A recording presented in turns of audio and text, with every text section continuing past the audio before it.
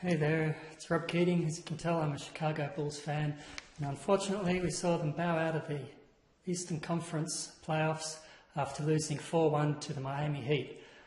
Miami Heat are now waiting for the winner of the New York Knicks Indiana Pacers series, where the Pacers are leading 3-2 after the Knicks won 85-75 in Game 5.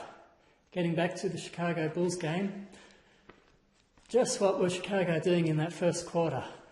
After about 6.5 minutes, they were down 22 points to 4.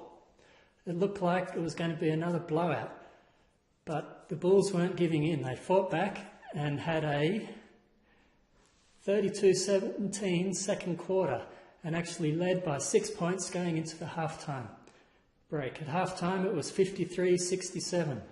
They shot 5 of 7 three-pointers in the second quarter to put themselves back in the match. They also were up by 8 going into the final quarter, but then we saw Miami close it out 25-14 in the final quarter. After Nate Robinson hit a three-pointer with 1 minute 43 to play, the Bulls were 91-94 down. They had 1 minute 43 to play at that stage, and they had all the shots that could have levelled the match and taken it into overtime. Nate Robinson missed inside the last 20 seconds, and Jimmy Butler had the final chance for glory, but his shot was way off the mark as time expired. So the Bulls sadly bow out after winning Game 1.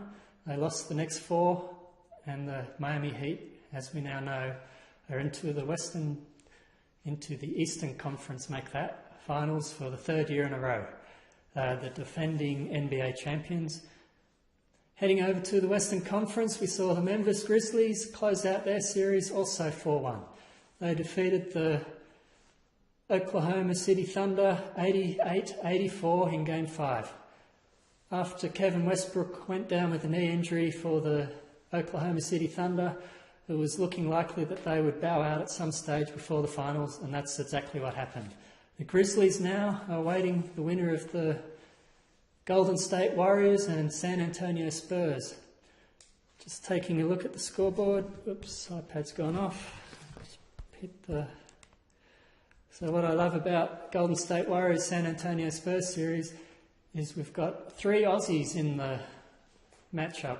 2 from San Antonio with Patty Mills and Bynum. Is it Bynum? No, it's not Bynum. He's a Lakers player.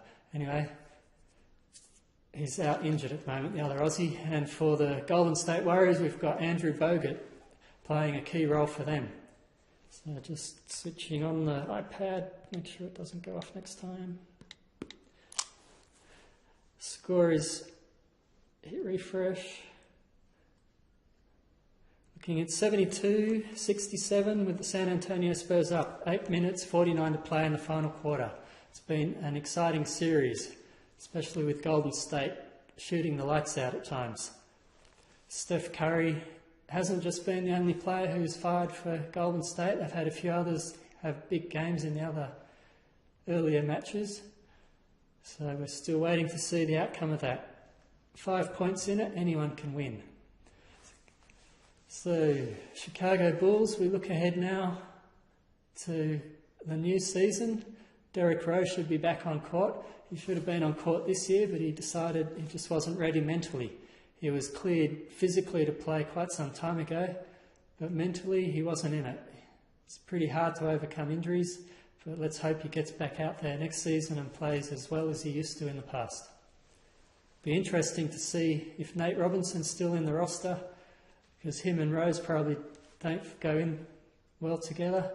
But I guess Robinson as a player off the bench would be quite a good match for Rose, give him a bit of time on the bench.